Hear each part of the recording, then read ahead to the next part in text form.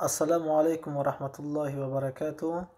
تماشابینان گرامی، این نواری است که سوالهای برادرانی که در کامنتاری ها نوشته کردگی بودند جواب سوالهای برادرها هستند. متاسفانه استاد کم مشغولیت داشتند، به همین خاطر سوالها را کوتاه کرده جواب دادند.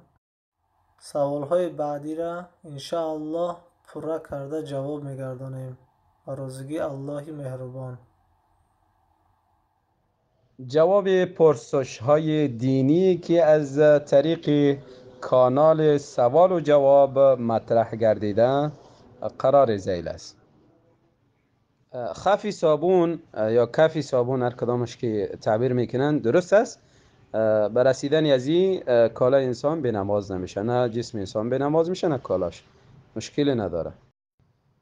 در وقت حمل نزدیک شدن با زن هیچ مشکلی شرعی نداره و هیچ دلیلی برای منع نیامده.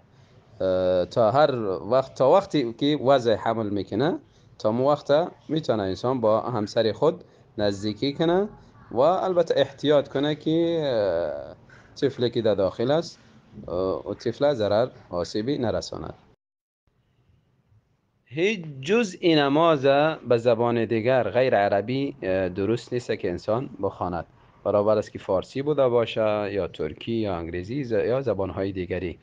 نماز آنچه که در شریعت وارد شده مطابقی از او خوانده شود و همچنان دعاهایی که ثابت است از رسول الله صلی الله علیه وسلم در رکوع، در سجده، در تشهد او را بخوانه بهتر است.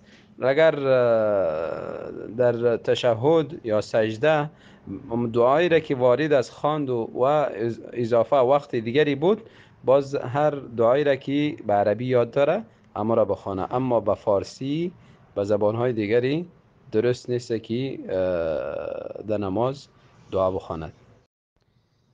وقتی قیام اللیل بعد از نماز خفتن، فرض خفتن که خواندی شروع میشه الی وقتی طلوع فجر صادق، یعنی وقتی داخل شدن نمازی بامداد، تا این وقت اینمی فرصت هر وقتی که انسان توانست، اول شب، وسط شب، آخر شب.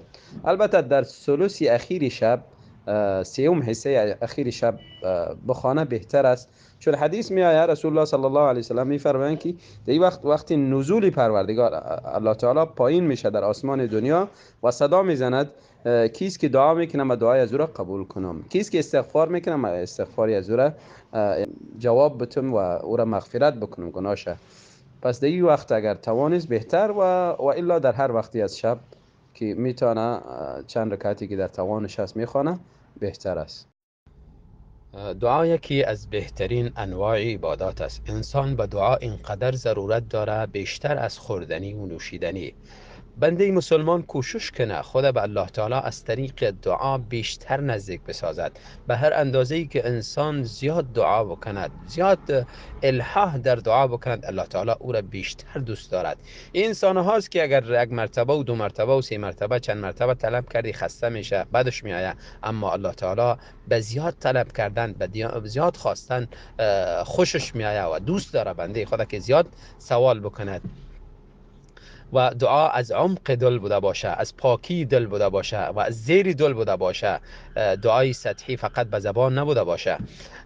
و همچنان انسان در دعا کوشش کنه که از خوردن حرام و همچنان ظلم و تجاوز و غیره اجتناب بکند. رسول الله صلی الله علیه و سلم می فرماید کسی که لباسش حرام است و طعامش حرام است، نوشیدنیش حرام است و به حرام تغذیه گرفته، پس دعای از او را چگونه الله تعالی قبول بکند؟